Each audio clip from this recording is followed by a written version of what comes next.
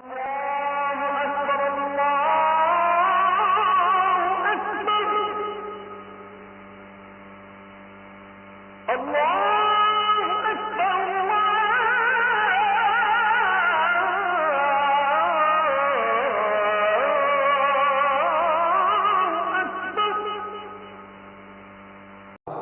যে বাংলাদেশে আজ রাজনৈতিক ময়দানে বিভিন্ন জোট নিয়ে ঝগড়া চলছে না, মনোমালিন্য হচ্ছে। আল্লাহ তাআলা বলেন, যদি কোনো জায়গায় ঝামেলা দেখো যে ঝগড়া তৈরি হয়ে গেছে, মনোমালিন্য চলছে, কি করবা?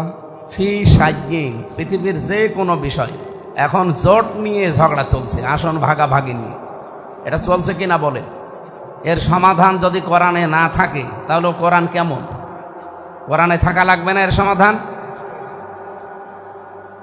বিশ্বনবী মুহাম্মদুর রাসূলুল্লাহকে আল্লাহ বলছেন ফি সাজ্জিন, আপনার উম্মতকে বলেন যে যে কোনো বিষয়ে যদি তানাযাতুম, তোমাদের ভেতরে মনোমালিন্য হয়, ঝগড়া হয়, হাতাহাতি পর্যন্ত হয়ে যায়, কি করবা তোমরা?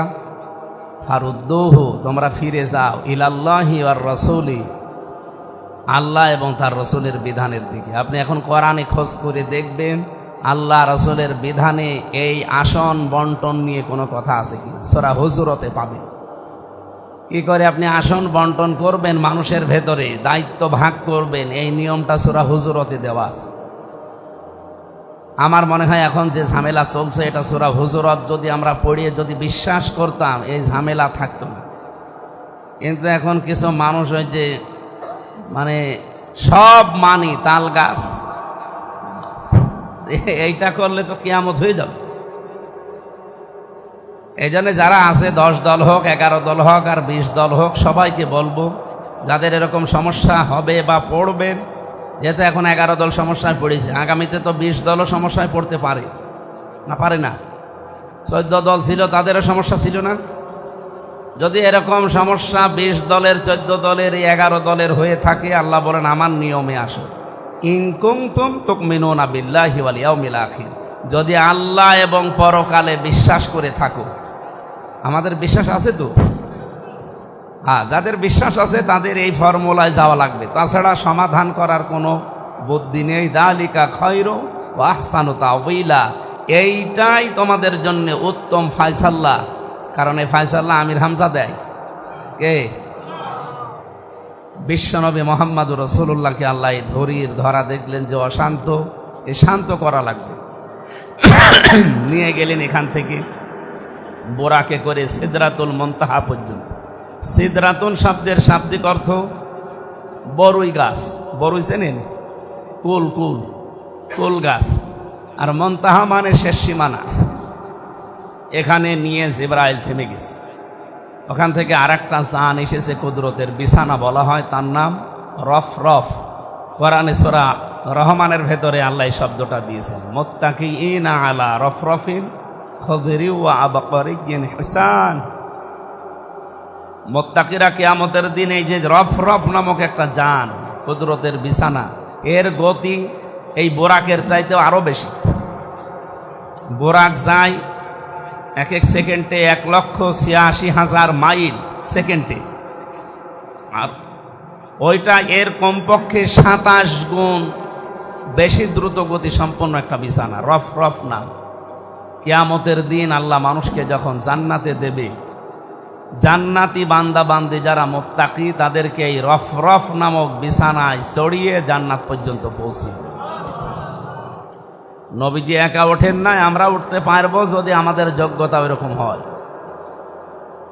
ওখান থেকে নিয়ে গেলেন আরশ মহল্লা, দেখলেন বিভিন্ন কুদরতের যত নিদর্শন, কোন পাপ করলে কি শাস্তি হচ্ছে এগুলো আল্লাহ তাকে দেখালেন। যে সুদ খেলে কি হয়, জেনা করলে কি হয়, গীবত করলে কি হয়, এগুলো দেখালেন। দেখিয়ে হাউজে কাউসার দেখালেন, জান্নাত জাহান্নাম যা ছিল সব দেখিয়ে লিনুরিয়াহু মিন আয়াতিহি, আল্লাহর সব নিদর্শনগুলো দেখিয়ে এবার বসালেন তার ল্যাবরেটরিতে, গবেষণাগার যেটাই বলেন। এখানে বসিয়ে মহান আল্লাহ তাকে 27 বছর হাতে কলমে শিখালেন যে পৃথিবী শান্ত করা লাগবে। অশান্ত হয়ে গেছে, মারামারি, হানাহানি, চোর ডাকাতি, জেনা, ব্যভিচার, মানুষের সম্পদ দখল করা, লুণ্ঠন করা চলছে। এটা বন্ধ করতে হলে 27টা বছর আপনাকে আমার কাছে আমার গবেষণাগারে বসে 14টা জিনিস আমি আপনাকে শিখাবো। কয়টা? এটা সূরা বানী ইসরাইলের 23 থেকে 38। এই কথা বলেন কেন? কথা বলা যাবে না? কি আশ্চর্য! এই 14টা জিনিস তাকে শিখিয়ে বললেন, হে মুহাম্মদ সাল্লাল্লাহু আলাইহি ওয়াসাল্লাম, আপনি যান, এবার দুনিয়ার জীবনে চলে যান। আপনি এই 14টা বিষয় যদি অ্যাপ্লাই করতে পারেন, আমি আল্লাহ কথা দিচ্ছি দুনিয়াটা মিনি জান্নাত হয়ে যাবে। আমাদের এই বাংলাদেশ এখন যে অশান্ত, চুরি ডাকাতি, এমনকি মানুষের জীবনের কোনো নিরাপত্তা নেই। সেই এরশাদ চাচা বলেছিল না যে ঘরের ভেতরে থাকলে খুন হয়ে যাচ্ছি আর বাইরে গেলে গুম হয়ে যাচ্ছে। সে অবস্থা চলছে না? আমরাও তো এরকম আতঙ্কে আছি। আমরা এই আতঙ্কে আর থাকতে চাই না। আমার জমি দখল হয়ে যায়, আমার প্রতিষ্ঠান থেকে চাঁদাবাজি করে বিভিন্ন নামে। নাম দিয়েছে কি যে আপনি মসজিদে 5 লাখ টাকা দেন, মসজিদের নাম দিয়েছে, মাদ্রাসায় 10 লাখ টাকা দেন। নাম তো এতিমখানা, নাম মসজিদ মাদ্রাসা, কিন্তু টাকাগুলো ওখানে 2000 দিলে বাকি 98,000 টাকা আল্লাহর ওলিরা খেয়ে ফেলে। তো নিয়েছে কিসের নাম বলে দেখেছে? এগুলো কুষ্টিয়ার বিভিন্ন জায়গায় চলছে না চলছে না? শুধু কুষ্টিয়ায় না, সারা দেশে অবস্থা একই।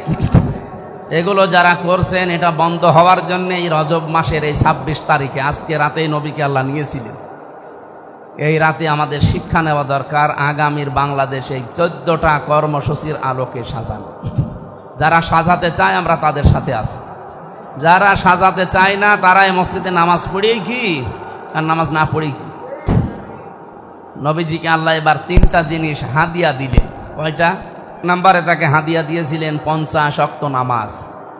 মুসা নবীকে দেখা হয়েছিল 6ষ্ঠ আসমানে, বারবার তিনি ফেরত দিচ্ছিলেন। 9 বার ফেরত দিয়েছে। 9 বারে 5 নং 45 ওয়াক্ত তিনি কমিয়ে দিয়েছেন। পরবর্তীতে উনি বললেন যে আপনি আবার যান, দেখেন 2-1 ওয়াক্ত কমে কিনা। উনি বললেন যে আমার লজ্জা করছে। আল্লাহ রাব্বুল আলামিন তাকে ওই সময় জানিয়েছিলেন, সূরা কফের 29 নম্বর আয়াতে এটা আছে, মা ইউবাদদালুল কওলু লাদাইয়া ওয়া মা আনা বিযাল্লামিন। আমার সিদ্ধান্ত আমি পরিবর্তন করি না। আমি যা বলেছি একবার ওইটাই হবে। আমি তো বলেই দিয়েছি 50 ওয়াক্ত, কিন্তু আপনার কনসিডারের কারণে আমি কমিয়েছি। আমি কমাতাম না। আপনার কথাবার্তারা বারবার আপনি ফিরে আসেন, আপনার দিকে তাকিয়ে আমি কমিয়েছি। এই 5 ওয়াক্তে রাখলাম। আপনার উম্মতকে যে বলবেন যদি হক আদায় করে এই 5 ওয়াক্ত নামাজ তারা পড়তে পারে, আমি 50 ওয়াক্ত নামাজের সওয়াব। এখন আমার প্রশ্ন, আল্লাহর কথার ভেতরে একটা যদি ছিল, কিন্তু ইন, আরবিতে ইন বলে, বাংলায় যদি বলে। এই যদিটা কি ধরতে পেরেছেন? কি বলেন তো? হ্যাঁ, কে বলল? আপনি আলে কি জালেন? হুজুর মানুষ মনে হচ্ছে, এই জন্য বললাম আলেম না। ফেলেছে দেখেছেন? আল্লাহ পাক যদি লাগিয়েছিলেন, ইন ছিলেন, হাদিসের ভাষা এটা ইন।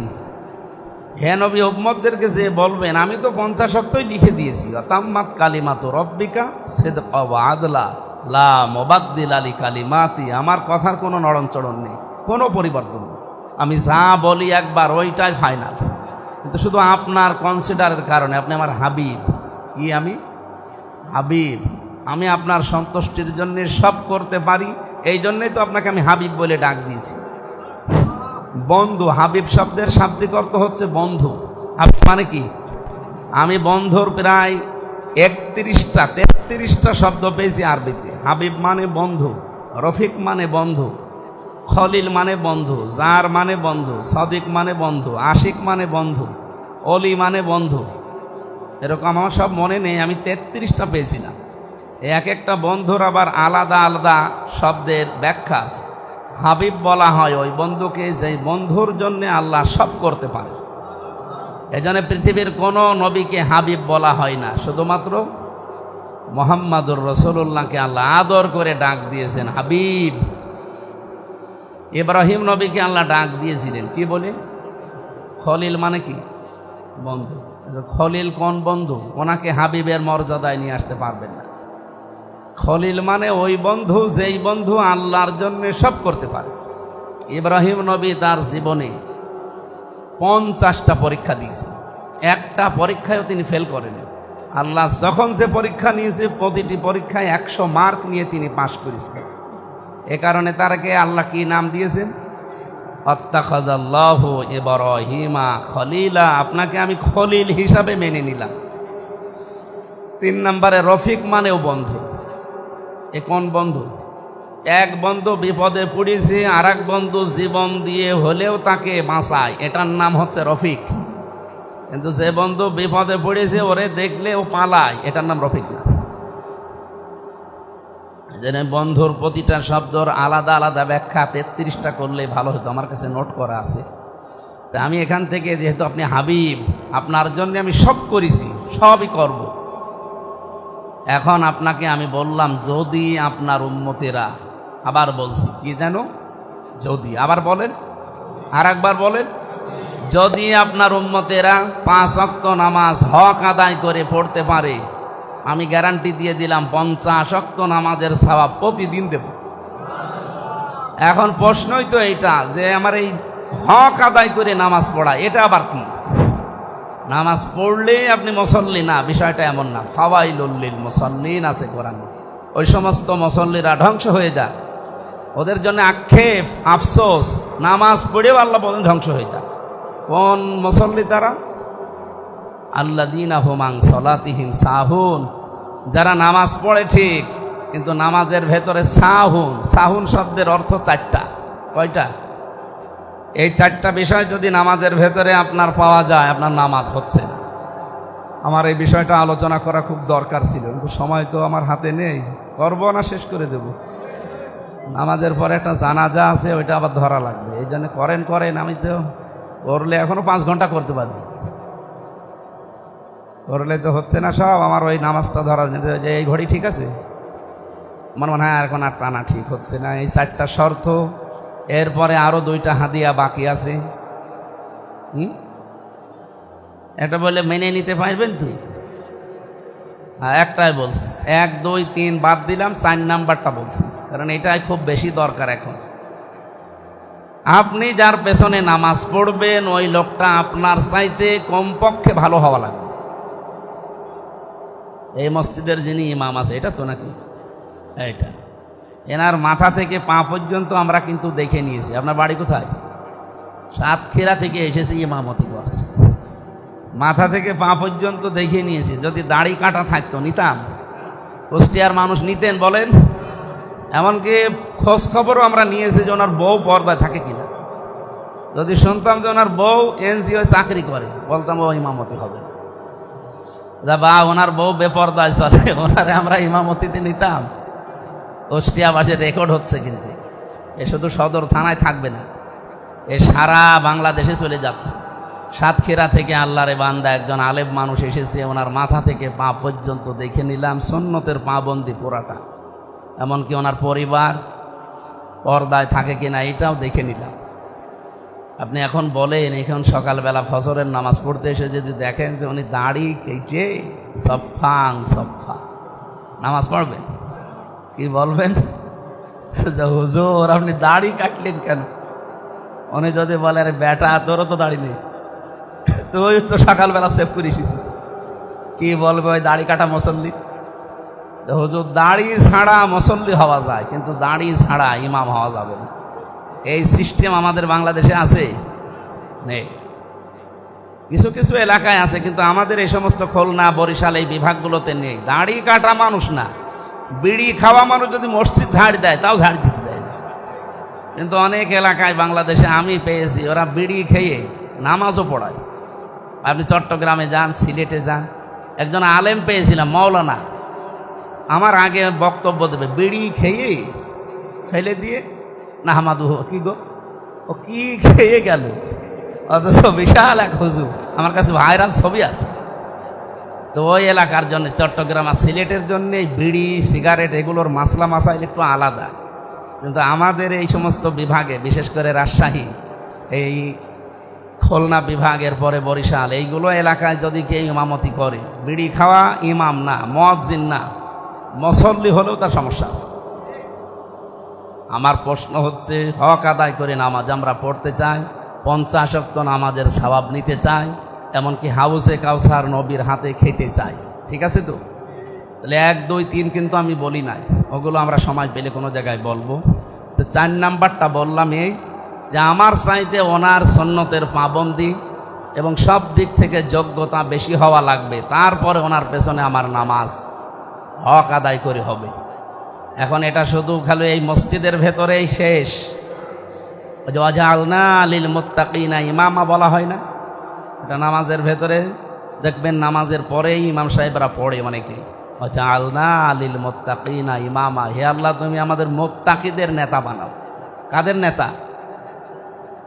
সুতরাং আমাদের উচিত আমাদের পরিবার, আমাদের সমাজ, আমাদের এই রাষ্ট্র যারা নেতৃত্ব দেবে তাদের চরিত্র যেন এই সাতক্ষীরা থেকে যিনি এসেছে এই ইমামের চাইতে 100 গুণ ভালো হয়। এরকম নেতাই তো সামনে আসতেছে, বলছে ইনশাআল্লাহ। যারা আসবে এই মানুষগুলো ইমামের চাইতে 100 গুণ ভালো হবে, এইরকম মানুষকে আপনার রায় দেবেন, এরকম মানুষকে আপনার সাক্ষী দেবেন, ভোট দেবেন, ইমামতি করার জন্য সামনে দিয়ে দেবেন। তাহলে ওই 50 ওয়াক্ত নামাজের সওয়াব আপনি পাবেন। আর যদি দেখেন যে না, ওর চাইতে আরো 2 নাম্বার, এমনকি তার বউ পর্দায় থাকে না, এরকম মানুষকে দেওয়া যাবে? আশা করছি সামনে যে দেশ পরিচালনার দায়িত্বে যারা আসবে এই মানুষগুলোকে নামাজের এই 4 নাম্বার শিক্ষাটা আপনারা মুসল্লিরা অন্তত কাজে লাগান। অন্য যারা জানে না, না বুঝে করে, তাদের বাদ দিলাম।